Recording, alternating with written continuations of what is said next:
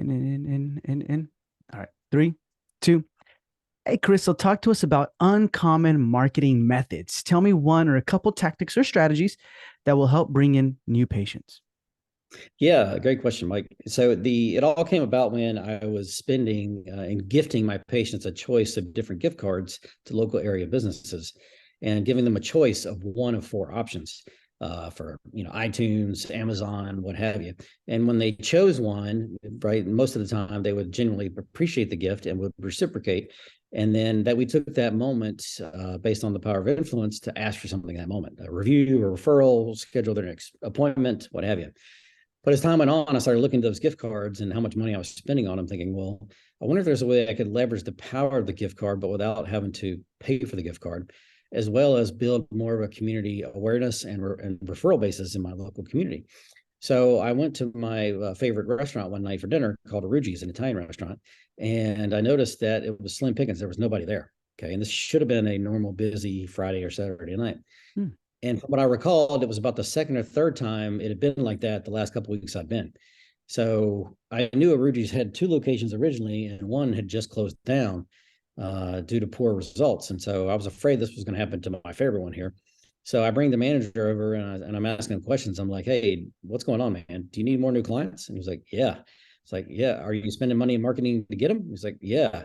Is it working? He's like, I don't know. I don't think so. I was like, okay. I was like, well, I asked him some simple questions like, well, how much do you think if you did get a new client in the door based on what you're spending, how much is that costing you? I wanted to anchor him to some number of what he's really willing to spend to get a person in the door. Mm-hmm. I want a firm commitment on that. And I was like, are you paying $200 a person? Is that what it costs you? So if you spend $1,000, you get 10 people, it costs you $100. He's like, no, it's not 200. And it's not 100. I was like, well, is it 75, 50? He's like, yeah, it's probably around 50 to $75 a person. It's like, okay. So you already know that's what you're willing to spend now. Okay. So I said, here's what I want to do. I want to promote you to every one of my 3,000 active patients. Can I do that for you? Can I help you? So I want to be the first to give to him. And of course, Mm-hmm. he was like, oh my God, that'd be fantastic. Thank you so much. How are we going to do that? I was like, well, here's what I want to do. You already said you're used to spending, 50 to $75. I'm going to create a gift card. I'll make it up. It'll have my info on the back of the card. I need your logo and company name on the front, and it's going to be for $10, let's say. And I'm going to pass that out to every one of my patients, okay, new and existing. And all I ask you to do is if one of my patients shows up and uses the card, you just honor it and give them the $10 off. Now, there's no money. It's not like a magnetic strip. It's only what value we put on it, right? So they can't spend $9 and get $1 back, right? Kind of thing. Mm-hmm. Mm-hmm. But if they show up, if they spend, give them $10 off their meal and hold the cards for me. And once a month, obviously, I'm going to be here anyway. I'll pick up all of the cards and I'm going to recycle them, right? And so I'm kind of collecting the cards mostly to see like if I give out, studies show that like if you give somebody just a flat out gift that they didn't ask for, okay, only about a third of the time do people appreciate it. So like Oh. 34% of the time. So if I give out 100 gift cards, I would expect around 30 to 40 would show up and use it. Okay. Mm-hmm. Uh, and so, but so that's kind of what I was testing, right? So if I come back the next month and I've given out 100 gift cards and nobody used one, well, what does that tell me? Right? They didn't value the gift I gave them. Okay. Yeah. But at the same time, if 30 or more use it, then I know it's a win-win for everyone. It's a win for the business because they got new clients. It's a win for me because I gave my patient a gift that they valued. And now, of course, they're going to reciprocate in kind when I ask for treatment, referrals, reviews, whatnot. Mm-hmm.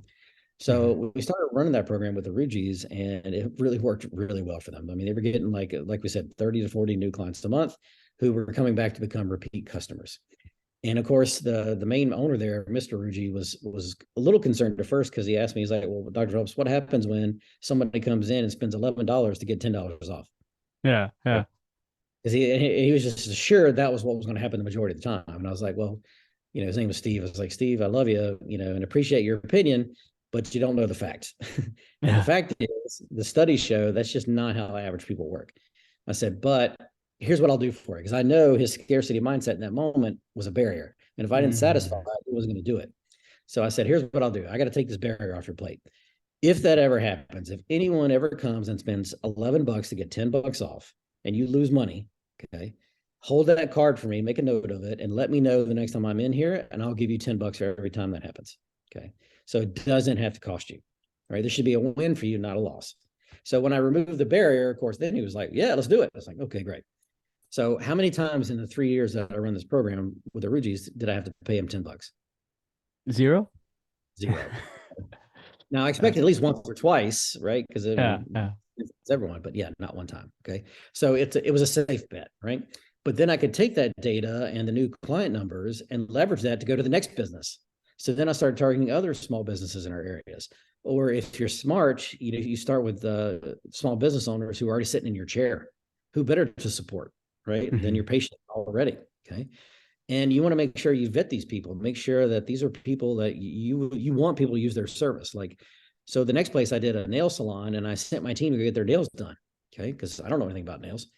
Because the worst thing you can give someone is a bad experience. Mhm. Okay. So I want to make sure that my team would recommend this place. And of course, the first nail salon they went to, they said they would not recommend. The second nail salon I sent them to the next month, they said they would not recommend. It wasn't until the third one, of course, then I'm thinking, wait, am I paying for nails every month now? Wasn't until the third one that everybody was like, yeah, this is the place. Okay. Mhm.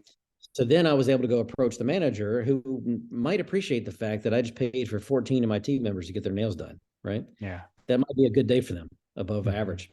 So I leveraged that moment and in goodwill because the manager was just stoked that I was there to pay for everybody and ask them the same questions I did of the Aruji's guys. I was like, hey, do you need new clients? Are you already spending money to get them? Do you have a coupon out there? Because if you're already committed to giving it away as a coupon, why wouldn't they let you give it away as a gift card instead? Mhm. Right. It's the same thing. So same thing. And sure enough, they were like, yeah, we got a coupon. It's worth about $5 off. I was like, great. Can I give a $5 gift card to my patients? And all I ask you to do is if they show up, you give them $5 off. Hold the cards and I'll come around and get them once a month. Right.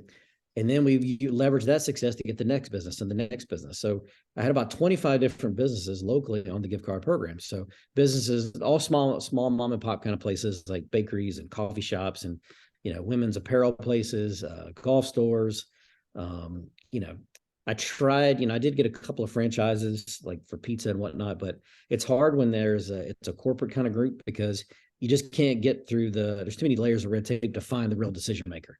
If you Mhm. can find Yeah. the real decision maker, they'll see it as a no brainer, right? Mhm. But it took me, for instance, one pizza place, Jet's Pizza, it took me 6 months to climb through the corporate ladder just to find the right person to talk to.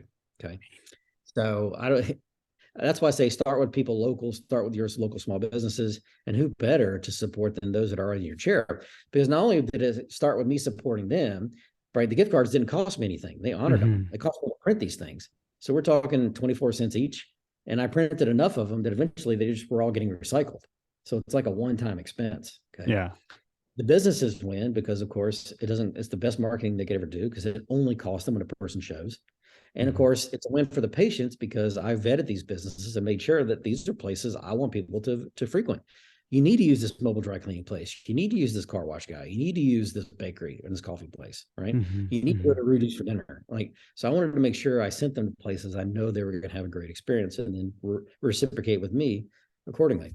But what it ended up doing, because I built so much goodwill with those businesses in that community, well, anytime dentistry came up in their business, who do you think they mentioned and represent and promoted? Right? They promoted us. Mhm. They gave me access to their client list, so they would do e-blast and promote my stuff to their client base on my behalf. When I did grassroots events like patient appreciation parties at the practice, they would spread the word to all their clients. So I'd have a table for them to represent their business for free at my event. And then in Mhm. exchange, they promote it to their people, right? So I could bring in more potential new clients. So it ended up being a powerful community builder for me from the business standpoint, and an uncommon marketing tactic I use to get more new patients in the door. Nice, man. So, how do you really quick? We'll go from the beginning part to the end, or from right now what you just said. How do you ask for their email list? Like, do you just once everything's going great, you're like, hey man, so I want to do an email blast to your pick. Is that how you do it, or? Yes, obviously you got to prove that you're worth, right? Mhm. I want Mhm. to get it in the door. At least the hardest commitment is to get them to start it, and the hardest one is always the first business. That's why I say you want to start the first business you approach this with is somebody you have some kind of relationship with already. That's going to make it easier. Somebody who knows you is going to give you the benefit of the doubt to try this thing out. Like Aruji's for me, like I'm like Norm from Cheers. There, I'm there every week. Yeah. So who better to ask? They're going to trust me, right? Mhm. But that's why I say if you don't have a place like that in mind that you frequent a lot, then start with a patient that's in your chair who's a small business owner. Because again, they already know you, they're more likely to try this out. Once you get one, you can leverage that data and their results to get two more. And once you got two more and you got three total, now you can get six, then you can get 12. So it gets a whole lot easier to start cold calling offices about your plan when you've got solid data to back it up from other businesses, right? But that's how it starts. So start with somebody you know and then build it from there. Gotcha. The gift cards, where do you go get them done? You know, I used to use a place called factorymarts.com, but I think COVID unfortunately shut that business down. But if you just Mm. look up custom gift cards, there's all kinds of websites that'll do that for you now. Okay. And So, a price point, depending on how mm, much you buy, they could be anywhere from 24 cents to 30 cents each. gotcha, gotcha. Okay. So you want to bet and real quick, when you're betting the patients in the chair, what are the questions you ask them? Like, hey, how's business? Is it good? Is it bad? Or like, how did you go about Yeah. with that? So first I ask them, hey, could you use more new clients? Because if they say no, then the conversation is done. Right. Yeah. Most of them are probably going to say, of course, we could always need new clients. Okay. Now I want to put some value in their mind. Well, how much is a new client worth to you? If they know how much they spend on average in a year, that's great. If they don't know what their value is, then how much are they spending to get them? Are you spending money in marketing to find them right now? Well, yeah. Okay. Well, how much? Like I said, go back to the acquisition cost. That's what they call it. So if you're spending $1,000 and getting 10 people in the door, it costs you $100 per person. That's your acquisition cost. And so Hmm. I like to anchor them high, right? So are you spending $200 a month? Is it $100 a month? Is it $50 a month? And I just want to get them to agree to some number, whatever that number is. As long as that agreement, that number is going to be higher than what I'm going to pitch them on the gift card, right? Because the gift cards don't have to be a ton of money. Studies show that a $5 gift card has twice as much influence as a $50 reward or incentive. Okay. So small gifts have bigger impacts. So giving away a $5 or $10 gift card at most is all you need to get them committed to. But if they've already said they're used to giving away 50, hoping to get one, well, now you're presenting them a scenario where it's only going to cost them $5 or $10, and it only costs them when the person shows. Again, Yeah. it's the best marketing they could do. So asking commitment questions that are guiding them down the path. So each yes leads to this mindset that they're going to want to say yes to this program I have now because it Hmm. checks all those boxes from the questions that I just asked. They get more new clients. It's less than what they're spending already. It only costs them when they show. If there's any barrier, like I said, like they're afraid that they're going to lose money, then get rid of the barrier. Cover that $10 or $5 for them if that ever happens. To Yeah. me, it's a calculated risk. It may happen once or twice, but again, I make my strategies for the masses, not for the exceptions to the rule. Yeah. So worst case, like maybe you get lucky in my scenario, it never happens. Okay. But get them over the barrier and get it going with one office or one business and see the results. Like see, if you're giving these things out, on average, if you're giving out 100 cards, about a third should be turning those things in.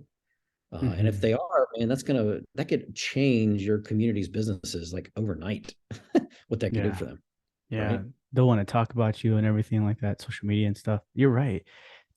It lets you know because I thought that lets you know the mindset I was in right now. Because I was like, what if you pay $11? You order something for $11 an appetizer and then the $10. I was thinking that, but it's good breaking down that barrier. You know what I mean? With Yeah. the Well, and truthfully, the studies about gift cards are this: people who have a gift card spend more money than people that don't have a gift card. That's why mm, it's a safe bet. Why do they spend more money? Because they have a gift card, right? Hey, let's yeah, get that appetizer we don't normally get because we got a gift card. Let's get dessert. Let's get a bottle of wine. So people always overspend when they have a gift card. So yeah, that's the enormous studies that back that up. So I was kind of safe in my, giving him this as a risk-free option because I knew the science, right? I told him I appreciate your opinion, but I know the science. And yeah, the science yeah, says, maybe one might do that, but the majority are not going to come in and spend $11 to get $10 off. yeah. Man, that's brilliant. Would you recommend doing this right? And you're already having the system going along right with the businesses. And let's just say you're a pediatric practice or a special, right? You're doing something specific and you decide to gather some gift cards and use those to like, hey, I'm going to give it to this pediatrician. I'm going to give it to this uh, general dentist, right? Because I'm a pediatric or whatever, right? And then kind of almost like a gift to them kind of thing. Or nah, you wouldn't recommend doing that. You literally you can gift it to anybody you want, right? That's the key. Mm-hmm. Um, And especially if you come with a gift basket, if you will, full of gift cards to local area businesses. Again, there's got to be the thing with gifts is it has to be unexpected, number one. So that gets you some power. But ideally, if there's something in there that's meaningful or significant to that person, then it's going to amplify the result even more. So let's say you give them 10 gift cards to area businesses, but three of them they're really attracted to, really use or want to use. Then all of a sudden your gift has a lot more weight behind it, a lot more influence, even though they only use three of the 10 gift cards, so to speak. Gotcha, So you can gotcha. still do that. And the key is that don't assume they appreciate it. Wait for them to respond. So if somebody who really like people would come in and genuinely thank me for giving them that gift card to Ruji's, like they said, I went for my anniversary. They were Mhm. spectacular. This was a great recommendation. Hey, my pleasure. That's your moment of power. Once they thank you, you know you've given them something of significance. That's the time to ask for something. You just got to be ready to what you're going to ask for. Gotcha. Okay, awesome. Awesome, Chris. I appreciate your time. And if anyone has further questions, you can find them on the Dental Marketer Society Facebook group, or where can they reach out to you directly? Well, you can find out more of these little nuggets in my new textbook, The Complete Book on Dental Marketing. This has just been launched, available on Amazon, which basically covers everything I know about marketing from the last 20 years and more. And you can also reach out to me at Chris at drphelpshelps.com. Awesome. So, guys, that's all going to be in the show notes below. And Chris, thank you for being with me on this Monday morning marketing episode. Thank you.